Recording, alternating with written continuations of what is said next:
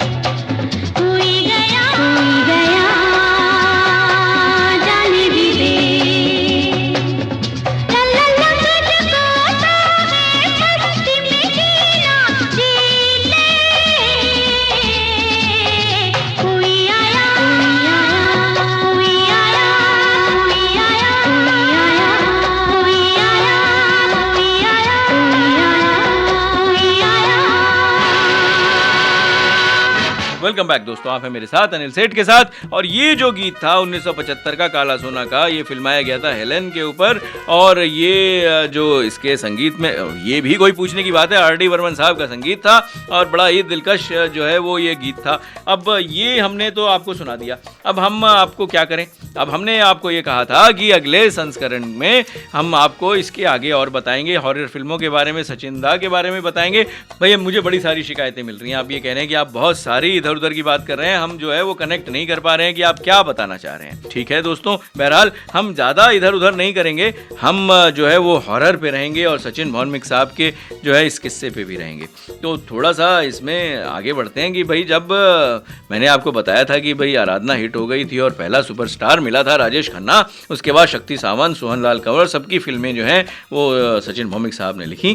जाफरी साहब कहते हैं कि मैंने दादा के साथ बहुत वक्त बिताया, उनसे बड़े अच्छे अच्छे किस्से भी जो हैं वो सुने। अब यहाँ बोल रहे हैं कि मैं एक किस्सा सुनाना चाहता हूँ कि दादा ने बताया कि महमूद सुपरस्टार थे, हीरो से भी बड़े थे। अब ये जो है ये चीज़ें तो आप नहीं समझ सकते कि जो उस समय माहौल था 70 का, उस समय बड़े सारे कलाकार थे जो महमूद साहब के साथ काम नहीं करना चाहते, क्योंकि वो इतने बड़े स्टार बन चुके थे कि ये बड़ा मुश्किल हो गया था उनके सामने स्टैंड करना। तो ये जो बातें हैं, ये बड़ी सारी जो इस तरीके का विषय है, इसको तो हम किसी और प्रोग्राम में लेंगे, लेकिन इसके बारे में जो किस्सा है उसके बारे में मैं आपको बताता हूँ कि ये कहते हैं कि दादा ने बताया कि महमूद सुपरस्टार थे, हीरो से बड़े थे। अमेरिका से सचिन दा के एक दोस्त आए और सचिन दा को उन्होंने जिप्पो लाइटर प्रेजेंट किया। अब बकौल सचिन दा वो लाइटर था जो उनके सिर्फ काउबॉय फिल्मों में देखा गया था। अब ये इस तरीके का जो लाइटर था वो उस तरीके से जो है उस फिल्मों में देखा गया था। अब उस ज़माने में सचिन दा सिगरेट पिया करते थे, तो वो बोले कि मैं वो लाइटर शूटिंग में लेकर जाता था और बड़े स्टाइल से सेट पर रख कर बैठ जाता था, जिप्पो लाइटर। अब ये देखना पड़ेगा ये जिप्पो लाइटर क्या है। से सिगरेट जलाया करता था, इसका मकसद सबको दिखाना था कि देखो मेरे पास एक लाइटर है। लोग हाथ में लेकर वो लाइटर देखते थे। महमूद ने देखा और उन्होंने इस लाइटर को लेकर अपनी जेब में रख लिया। दा ने कहा कि लाइटर दो, तो महमूद बोले कि लाइटर मेरा हो गया है। तो दादा को लगा महमूद मजाक कर रहे हैं। अब हम मजाक नहीं करेंगे, हम तुरंत जाएंगे एक ऐसे गीत के पास। एक फिल्म आई थी, बड़ी दिलचस्प फिल्म थी 1980 की। फिल्म का नाम था बॉम्बे का महाराजा, और ये उसका टाइटल जो है वो गीत था जिसे आशा भोसले जी ने गाया था। बड़ा ही दिलकश और स्टाइलिश सा गीत था जिसमें संगीत दिया था उषा खन्ना ने। 1980 की फिल्म थी। सुनते हैं, लौटते हैं, बॉम्बे का महाराजा।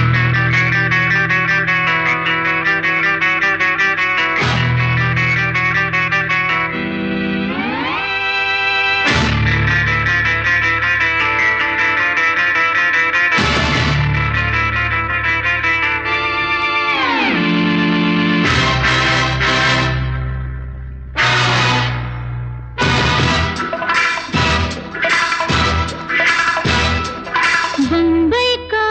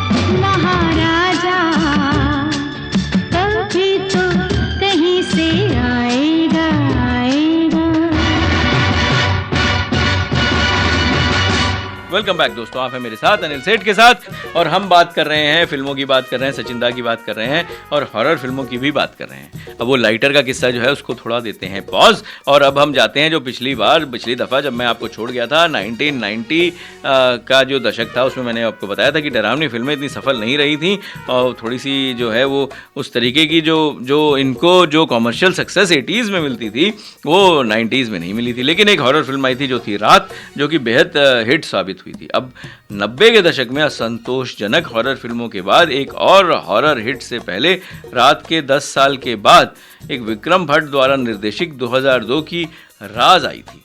अब राज और रात ये थोड़ा सा लगता नहीं है कि एक साथ जैसा लगता है, पर रात के निर्देशक राम गोपाल वर्मा की 2003 की हिट फिल्म भूत के साथ राज ने भारतीय बॉक्स ऑफिस पर हॉरर फिल्म को पुनर्जीवित किया। अब दोनों निर्देशकों ने हॉरर बनाना जारी रखा। अब भट्ट की 1920 यानी 1920 जो 2008 में आई थी जैसे शीर्षक के साथ समान वित्तीय सफलता मिली। अब ये 1920 जो फिल्म थी 1920 वो एक हिट फिल्म साबित हुई थी। अब ये जो है ये रिवाइवल ऑफ हॉरर जो है वो शुरू हो रहा था, यानी 90s जो है वो हल्का फुल्का सा साल था जिसमें 90s के दशक में बहुत ज़्यादा हिट जो है वो हॉरर फिल्में नहीं हुई थी। बहरहाल देखी बड़ी सारी गई थी, अजीब अजीब सी फिल्में थी, मुझे याद है। अब उसकी बात नहीं करेंगे जिसमें कोई आधा शेर आधा मानव और वो बड़ा ट्रांजिशन, ये सारी चीज़ें भी हुई थी। भट्ट साहब ने बहुत सारे जो है वो प्रयोग भी किए थे। अब को रखते हैं साइड में। मुझे लगता है कि जो ये बॉम्बे का महाराजा है ये इस फिल्म का एक और गीत सुन लेते हैं। अब ये बैक टू बैक तो हो जाएगा दोस्तों, लेकिन सुनने में जो मज़ा है वो देखते हैं। अब ये बड़े सारे गीत थे, जैसे थे तू जहाँ जाएगी किशोर कुमार का, या मिल गया जो अमित कुमार का था। अब मुझे लगता है अमित कुमार साहब को छेड़ते हैं। अब मिल गया जो है ये बोल सुनते हैं। उषा खन्ना जी का बेहतरीन संगीत था इस फिल्म में। अब बॉम्बे का महाराजा जो है वो अमजद खान साहब की फिल्म थी, राज किरण भी थे इसमें। लेकिन इस फिल्म के बारे में बताएंगे। अमजद खान साहब ने बहुत सारी फिल्में जो हैं वो प्रोड्यूस भी करी थी, डायरेक्ट भी करी थी। इसमें एक लड़ाकू भी मुझे याद आता है, उसमें भी कुछ अच्छा गीत था। लेकिन ये सुनते हैं मिल गया अमित कुमार की आवाज़ में और लौटते हैं।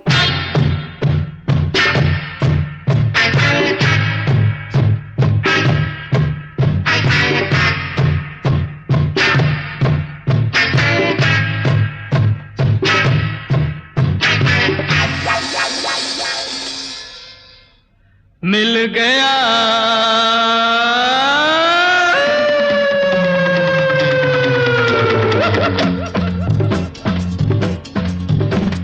मिल गया मिल गया मिल गया दिल से दिल जाने जा, चल गया चल गया चल गया देखो सारा जहां।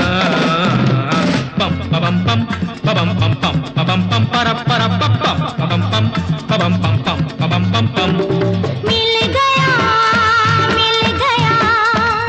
दिल से दिल जाने जा, जल गया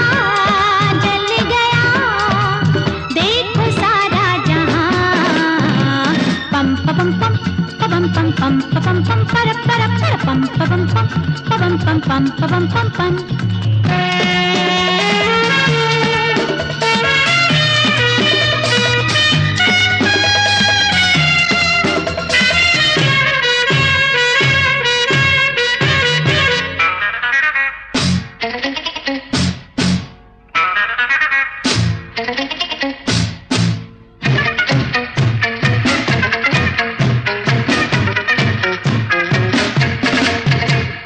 तेरे बिना कैसे रहे तेरे बिना जाने मन तू जाने जा, जाने मन तू जाने जा।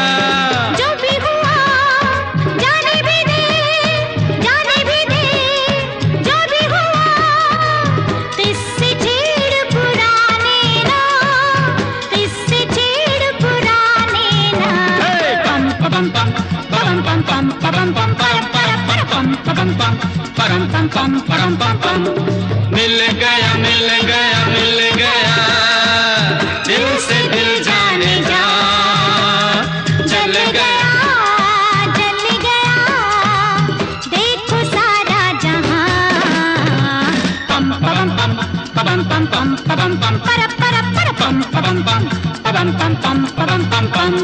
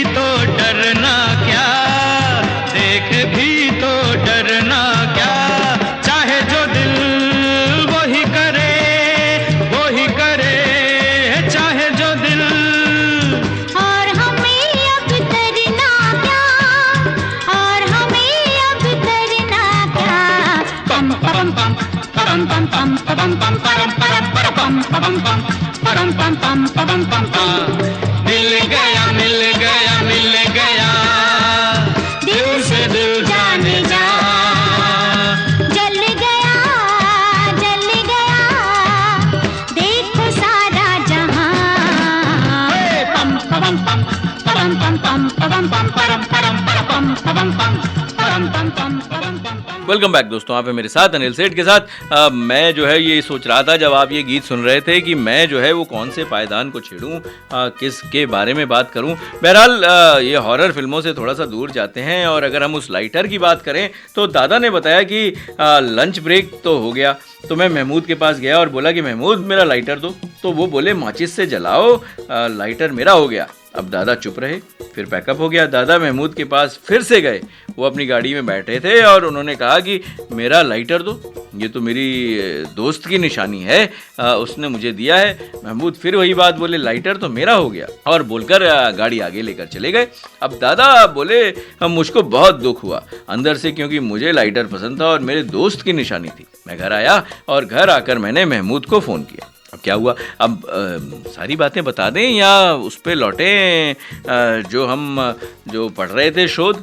तो अब क्या हुआ, इसको यहाँ देते हैं पॉज और उसके बाद आते हैं वापस कि भाई जब ये फिल्में जो हैं वो रिलीज़ हुई थी, कौन सी फिल्में थी, यानी जब भूत रिलीज़ हुई थी 2003 में, वो एक हिट फिल्म साबित हुई थी, तो 1920 भी एक हिट फिल्म साबित हुई थी। अब भूत और राज ने जो है ये हॉरर फिल्मों को रिवाइव कर दिया था।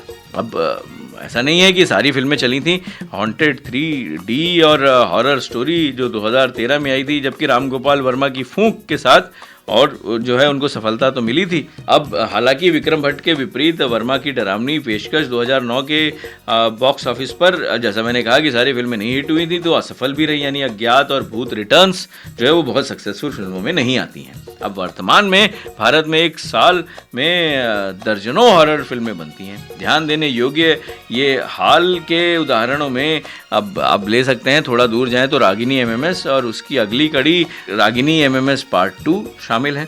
अब बिपाशा बासु को भारतीय मीडिया ने हॉलीवुड की अपनी चीख रानी के रूप में जो है वो कहना शुरू कर दिया था, यानी कि उनका जो एक नाम था एक चीख रानी भी हो गया था। अभी अगर आप फिल्में देखेंगे और ये क्यों था तो आपको ये समझ में आ जाएगा। अब जिन्होंने राज से लेकर अलोन तक की फिल्मों में काम किया और ये किस तरीके की फिल्में थीं, अब ये तो बताने की ज़रूरत नहीं है।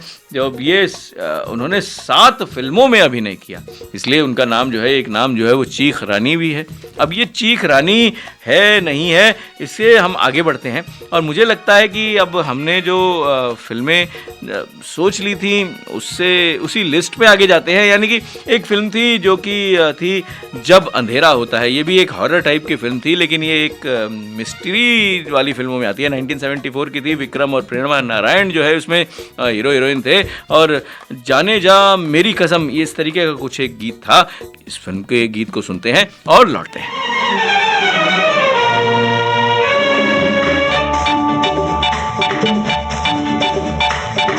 जाने जाने जा मेरी कसम तुझको रूठ के यूं न जा,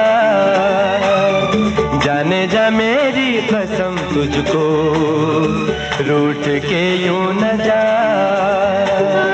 दिल लगाना तू क्या जाने प्यार होता है क्या, जाने जा मेरी कसम तुझको रूठ के यूं न जा।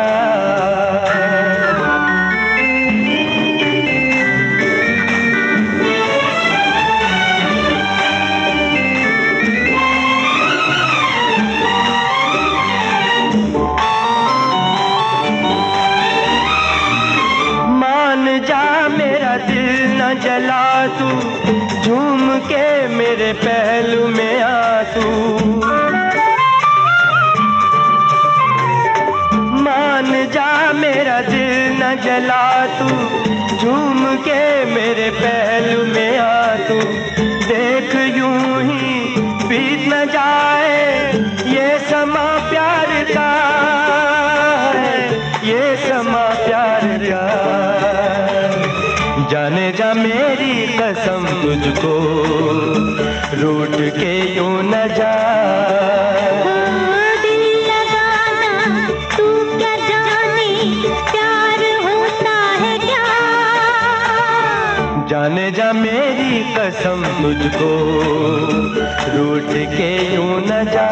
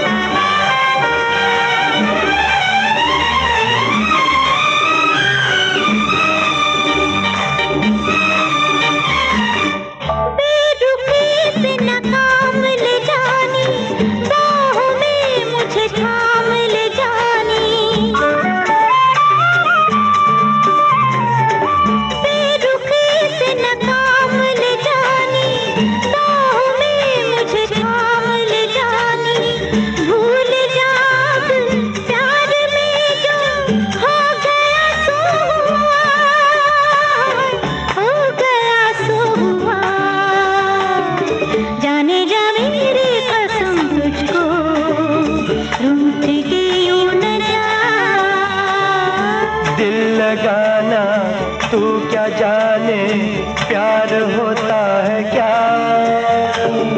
जाने जा मेरी कसम तुझको रूठ के यूं न जा, जाने जा मेरी कसम तुझको रूठ के यूं न जा।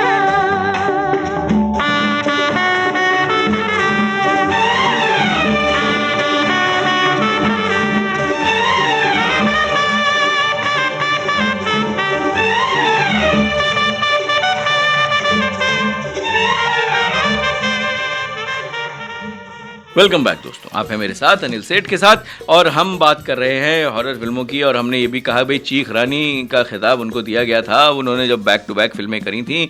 बैक टू बैक तो नहीं करूँगा, लेकिन एक सीक्वेंस में जो फिल्में करी थी, 7 फिल्में करी, तो जो बिपाशा बासु को ये नाम दिया गया 2002 से 2000 तकरीबन, जो मैंने बताया था आपको 15 के बीच में उन्होंने 7 हॉरर फिल्में करी। अब डरावनी फिल्में जब अच्छी तरह से की जाती हैं और भयानक विषय प्रभावों पर कम निर्भरता के साथ बेहद शक्तिशाली रूप से फिल्माई जाती हैं, तो किसी सपने की स्थिति, तरकीन और अज्ञात की भयावहता, अरे वाह वाह वाह वाह, क्या शब्द दिया है आपने, भयावहता, और स्वयं मनुष्य के भीतर की भयावहता का दोहन करती है। बड़ी अच्छी हिंदी है, इसको सरल कर देते हैं। ये कहने का मतलब ये है कि भाई जब आप इस तरीके की फिल्में देखते हैं तो आपके अंदर एक अज्ञात डर, एक अज्ञात तर्कहीन जो है वो भावनाएं उभरती हैं। तर्कहीन इसलिए क्योंकि इनका तर्क तो होता नहीं दोस्तों, ये मैं मानता हूँ। बड़े सारे लोग जो हैं मुझसे शायद ये तारुफ ना रखें और वो मुझे भर भर के जो है इस विषय पे बताएं कि नहीं ऐसा होता है, नहीं होता है। बहरहाल हम इसमें नहीं जाएंगे कि डरावनी फिल्में क्या होती हैं, लेकिन अराजकता या डरावनी तर्कहीन ताकतों को हमेशा पराजित करने की आवश्यकता होती है। अब ये तो आप मानते हैं ना दोस्तों, और आप ये भी मानेंगे कि अब मैं जो जो आपको ये गाना सुनाने जा रहा हूँ, गुमसुम क्यों रहते हो, बड़े प्यारे से बोल थे। फिल्माया गया था राज किरण साहब पर। हमसे ना जीता कोई फिल्म थी 1983 की, बड़ी हल्की फुल्की सी कॉमेडी टाइप की फिल्म थी। आप ज़रूर देखें इसे। और वापस हम लौटेंगे जादू टोना, शैतानी चरित्र, दंत कथाओं और इसकी बातें भी करेंगे, और थोड़ी सी जाफरी साहब के हिस्से के हिस्से में भी जाते हैं। गाना सुनते हैं और लौटते हैं।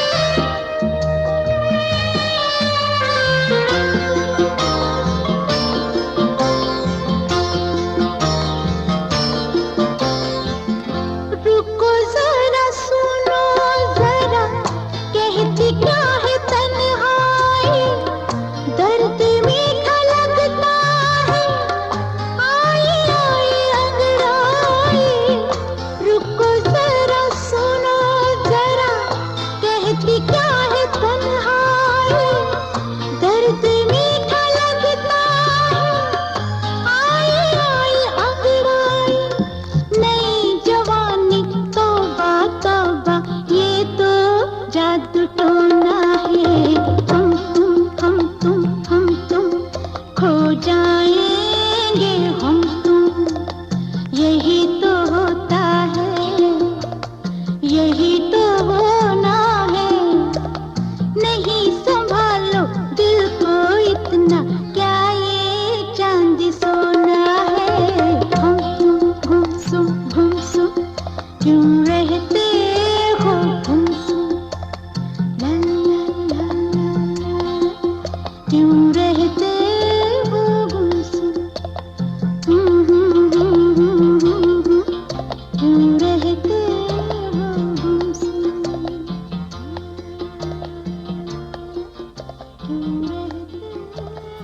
वेलकम बैक दोस्तों, आप हैं मेरे साथ अनिल सेठ के साथ और हम बात कर रहे हैं, बड़ी सारी बातें कर रहे हैं। अब हमने पायदान तो छोड़ ही दिया है, अब सोचते हैं कि पायदान को रखते हैं साइड में और ये सचिन भौमिक साहब की बड़ी दिलचस्प सी जो कहानी है इसके बारे में बात करते हैं। तो चलो, अब क्या हुआ उसके बाद, लाइटर तो भाई चला गया था।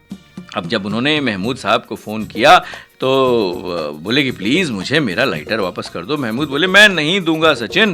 दादा बोले कि तब तो मैं फिर लेकर रहूँगा। इस पर महमूद बोले चलो शर्त लगी। अब ये शर्त जो थी लेकर दिखाओ तो मैं मान जाऊंगा, और अभी टाइम नहीं है मेरे पास, ये मुझे एक पार्टी में जाना है, कल बात करेंगे शूटिंग पर। यह कहकर उन्होंने फ़ोन रख दिया। अब दादा ने कहा कि अब तब मुझे एक आइडिया आया। मैं सीधा गया आर.डी. बर्मन यानी पंचम के पास। पंचम बोले अरे सचिन रात को कैसे?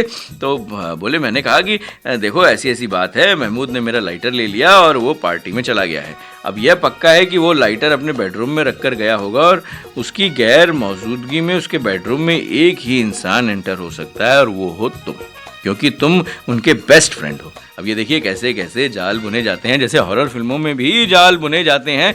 अब हम बात कर रहे थे हॉरर फिल्मों की, अब हम आते हैं धीरे धीरे, जब हम इसमें जा ही रहे हैं तो डरावनी फिल्में कई स्रोत से विकसित हुई, जैसे शैतानी चरित्र, जादू टोना, दंत कथाएं, मिथकों, भूतों की कहानियाँ, और विक्टर ह्यूगो या आयरिश लेखक ब्रैम स्टोक्स जिनका जो ड्रैकुला जो है वो बहुत ही फेमस हुआ, और अमेरिकी लेखक रॉबर्ट लुई स्टीवेंसन और एडगर एलन पो के माध्यम से यूरोप के बड़े सारे जो है उपन्यास जो थे, वो लोक कथाएं जो थी इस तरीके की जो है वो बड़ी ही फेमस हुई थी और जिसके ऊपर फिल्में बनी। अब ऑस्कर वाइल्ड की 1890 की fantasy film the picture of Dorian Gray और कई मायनों में अभिव्यक्तिवादी जर्मन मूक सिनेमा में डरावनी और अलौकिक दुनिया में जो है इस तरीके की शब्दावली और शैली स्थापित की गई। अब शुरुआती मूक क्लासिक में भी कई टॉकीज युग के दौरान जो है इस तरीके की फिल्में बनी। अब लेकिन इसकी बात नहीं करेंगे क्योंकि इसका अगर हम इसके इतिहास में गए तो फिर हमको मूक फिल्मों के इतिहास में जाना पड़ेगा, उसमें क्या रहता है क्या नहीं रहता है। अब हम बात करते हैं कि हमारे पास क्या रहता है। अब मुझे याद आ रहा है एक फिल्म थी बॉम्बे 405 माइल्स। अब इसमें बड़ा ही जो मैं इस दुविधा में हूँ कि जैसे क्या करूँ, गीत भी कुछ ऐसा ही था, विनोद खन्ना और शत्रुघ्न सिन्हा के ऊपर फिल्माया गया ये गीत था। कल्याण जी आनंद जी के संगीतकार थे और गीतकार थे इंदिवर, लता मंगेशकर जी की आवाज़ में था। अब बड़ा ही दिलकश गीत था, जीनत अमान, विनोद खन्ना, शत्रुघ्न सिन्हा साहब के ऊपर फिल्माया गया। अब क्या करूँ सुनते हैं, और मैं भी सोचता हूँ क्या करूँ, और फिर उसके बाद इस कहानी को आगे बढ़ाएंगे। अरे क्या करूं समझ ना आए, दर्द जिगर का बढ़ता जाए, क्या किया जाए हाय कोई नहीं मेरा यहाँ, कैसे है लोग कैसा जहाँ, अरे क्या करूं समझ ना आए, दर्द जिगर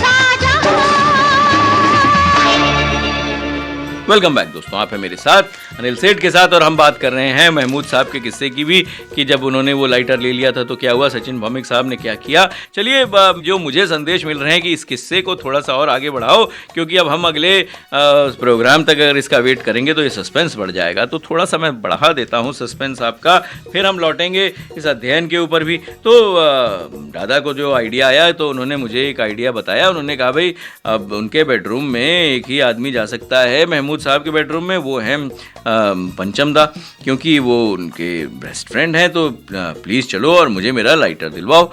फिर वो ज़बरदस्ती पंचम को अपनी गाड़ी में बैठाकर महमूद के बंगले में लेकर गए। वहाँ नौकर बोला कि साहब तो नहीं है, तो पंचम बोले हाँ हमें पता है, चलो अंदर। अंदर हम महमूद के बेडरूम में गए और जाकर देखा तो टेबल के ऊपर वहाँ वो लाइटर रखा हुआ था। पंचम ने उठाकर मुझे दिया, मैं आ गया। अगले दिन मैं शूटिंग पर गया तो मुझे महमूद जो है वो देखकर हंसने लग गए और बोले क्यों, मैंने कहा था ना कि ना लाइटर नहीं मिलेगा। तो सचिन दा ने मुस्कुराते हुए सिगरेट लगाई और लाइटर से जलाई तो महमूद देखते ही रह गए। तो अब हम जो देखेंगे वो ये है कि बड़ा ही क्योंकि ये बड़ा नोक झोंक वाला किस्सा है तो मुझे एक फिल्म याद आ रही है। ऐसी नोक झोंक वाली फिल्म थी आशिक हूँ बहारों का। किशोर कुमार और लता मंगेशकर जी की दिलकश आवाज़ में जो है ये गीत था, I am in love you are in love. तो लव को सुनते हैं और हॉरर में लौटते हैं।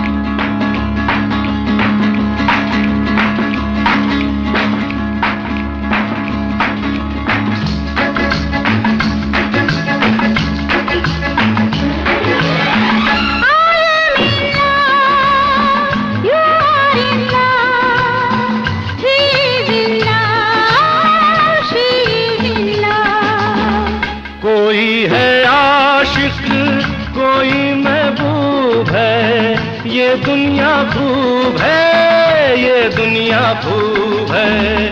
I am in love, you are in love, he is in love, she is in love। कोई है आशिक, कोई महबूब है, ये दुनिया खूब है, ये दुनिया खूब है। I am in love, you are in love, he is in love, she is in love।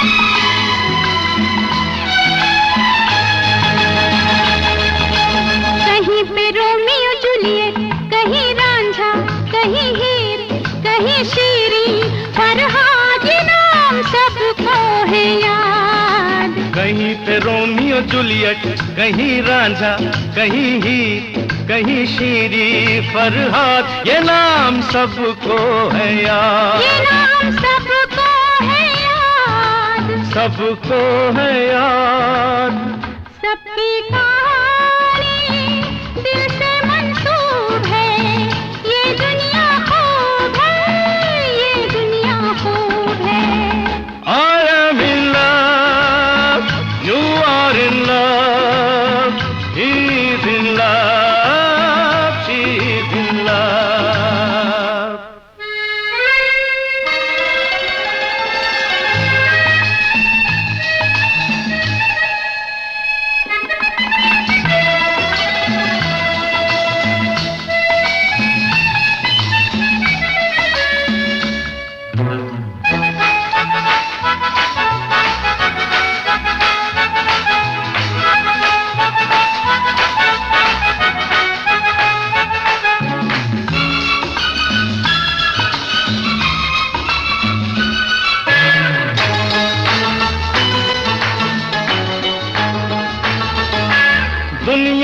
से क्या लेना है, दुनिया को छोड़ो यारो।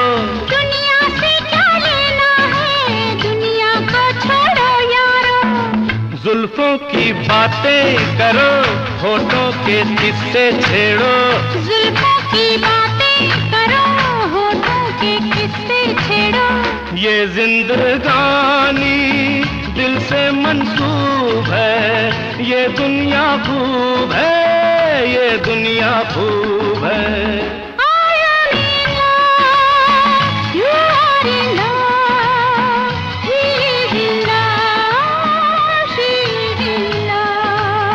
वेलकम बैक दोस्तों, आप हैं मेरे साथ अनिल सेठ के साथ और हम बात कर रहे हैं महमूद साहब की बात कर रहे हैं और उसके बाद हम ये साहित्यिक समीक्षा की भी बात कर रहे हैं। तो थोड़ी सी समीक्षा ले लेते हैं। तो अब हमने इसमें जो आपको बताया कि भाई बड़ी सारी बुक्स और उसके इर्द गिर्द जो है वो मूक क्लासिक्स भी हैं, जिसमें ये जो टॉकीज़ का युग जब शुरू हुआ था तब ये फिल्में बनी थी, हॉरर फिल्में बनी थी। और हम बात कर रहे हैं, ये शोध का विषय है समकालीन बॉलीवुड फिल्मों में हॉरर फिल्मांकन, राम गोपाल वर्मा और विक्रम भट्ट की फिल्मों का एक अध्ययन। लेकिन हमने कुछ परिप्रेक्ष्य में ये भी देखा कि भाई क्या हॉरर फिल्में होती हैं, 70 के दशक में कौन सी मशहूर फिल्में थी, 80 में क्या हुआ था, 90 में कैसे रुक गया था, फिर कैसे आया और वो चीख रानी कौन थी। अब इस शोध प्रबंध में शोधकर्ता हॉरर की विभिन्न उपशैलियों की 4 बॉलीवुड हॉरर फिल्मों पर ध्यान केंद्रित करवाएंगे, यानी कि राम गोपाल वर्मा द्वारा भूत जो 2003 में आई थी और फूंक जो 2008 में आई थी, और विक्रम भट्ट द्वारा 1920 जो 2008 में आई थी, और हॉन्टेड जो 2011 में आई थी। और दर्शकों में डर पैदा करने के लिए इस्तेमाल किए जाने वाले विभिन्न डरावने तत्वों का विश्लेषण और अध्ययन करने की कोशिश करेंगे। बड़ा ही दिलचस्प है। तो मैं यहाँ पे इसको कर देता हूँ पॉज और अब हम जाते हैं सचिन और भौमिक के किस्से पर। और उससे पहले मुझे लगता है कि ये फिल्म जो थी वो थी चालबाज, क्योंकि हम तो चालबाजी कर रहे हैं ना दोस्तों। है शाम बड़ी मतवाली, इस तरीके का एक ये गीत था। 1980 के दशक की ये फिल्म थी चालबाज। इसके जो कंपोजर थे वो थे मदन मोहन और जो इसके राइटर थे वो थे योगेश। और इस गीत को गाया है अमित कुमार और आशा भोसले जी ने। गाना सुनते हैं और लौटते हैं। है शाम बड़ी मतवाली और आसमान पे लाली, इस लाली से रंग तेरा गुलाबी हो गया। खुदा खैर करे, खुदा खैर करे, खुदा खैर करे, खुदा खैर करे।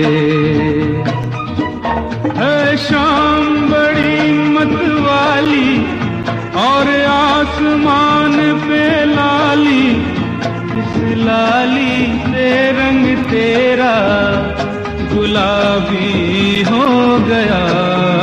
खुदा खैर करे, खुदा खैर करे, खुदा खैर करे, खुदा खैर करे।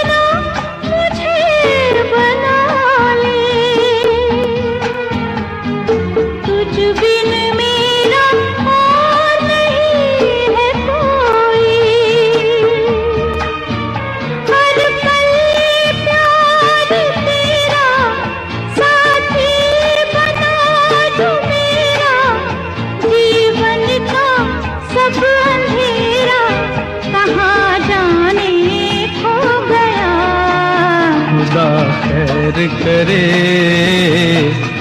खुदा खैर करे, खैर करे, खुदा खैर करे।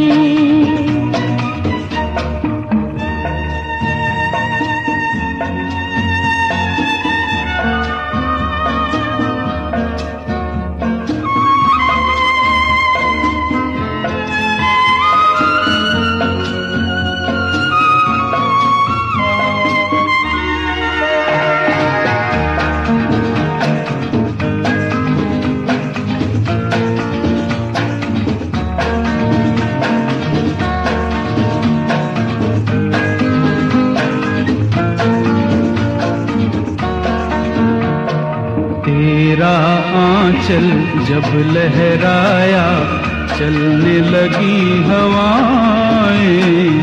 तेरा आंचल जब लहराया, तूने जुल्फें क्या बिखराई, झुकने लगी घटाएं। तूने जुल्फें क्या बिखराई।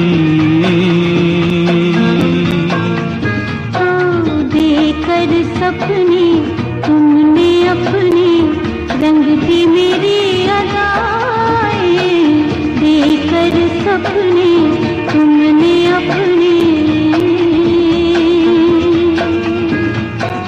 तुमसे हर दिन हर पल हमने मांगी यही दुआएं। जीवन की इन राहों में यूं ही रखना तुम बाहों में। तेरे प्यार की इस छाँव में दिल मेरा सो गया। खुदा खैर करे, खुदा खैर करे। खुदा खैर करे, खुदा खैर करे। वेलकम बैक दोस्तों, आप हैं मेरे साथ अनिल सेठ के साथ। और अब हम ये किस्से को भी अंत कर रहे थे, जो मैं आपको ये सुना रहा था कि ये जो महमूद साहब के साथ जो था किस्सा था, जो कि लाइटर का किस्सा था, उसमें क्या हुआ। तो जब उन्होंने सेट पर सिगरेट जलाई तो महमूद साहब का जो चेहरा है वो देखते ही बन गया। अब वो उनको देखते ही रहे, बोले तेरे पास कहाँ से आया गया ये। मैंने कहा, मैंने बोला था ना कि मैं इसे लेकर रहूँगा। मैं पंचम को रात में लेकर आपके बंगले पे गया और लाइटर लेके आ गया। महमूद का चेहरा एकदम गुस्से से लाल हो गया।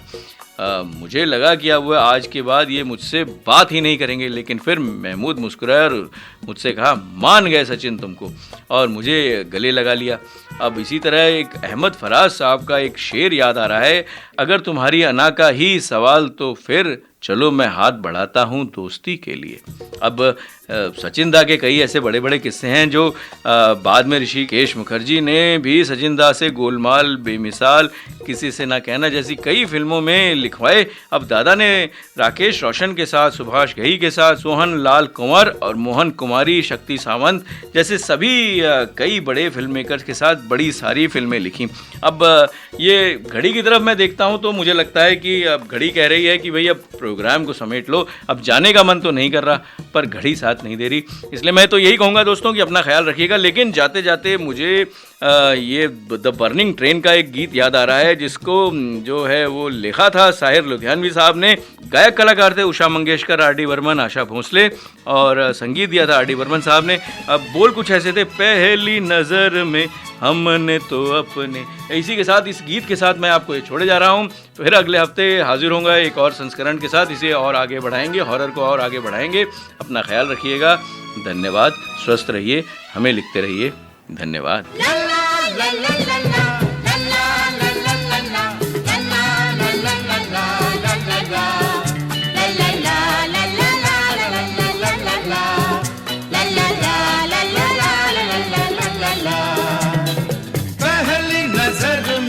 हमने तो अपना दिल दे दिया था तुमको, पर तुमने देर लगाई, रुक रुक के बात बढ़ाई।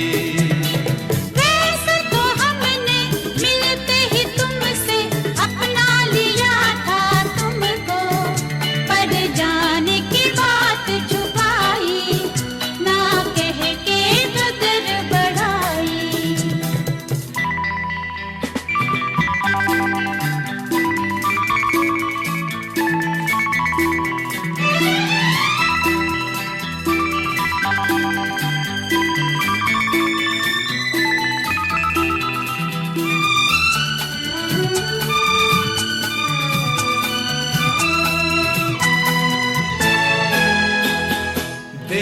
देखा तुम्हें तो हमने सबसे नजर उठा ली, खोने की चीज खो दी, पाने की चीज पाई। ओ सीधे न सही घूम के सही मिल तो गए हैं। पहली नजर में हमने तो अपना दिल दे दिया था तुमको, पर तुमने देर लगाई, रुक रुक के बात बढ़ाई।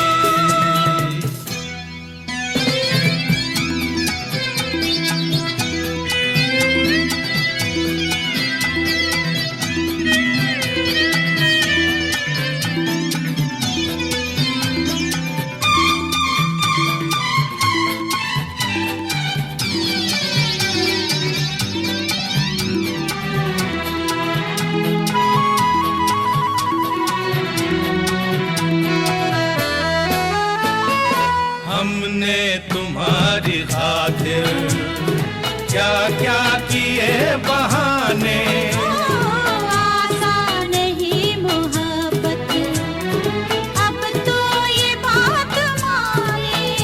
ओ छोड़ा नहीं दम, जैसे भी हो हम मिल तो गए हैं। पहली नजर में हमने तो अपना दिल दे दिया था तुमको, पर तुमने देर लगाई, रुक रुक के बात बढ़ाई।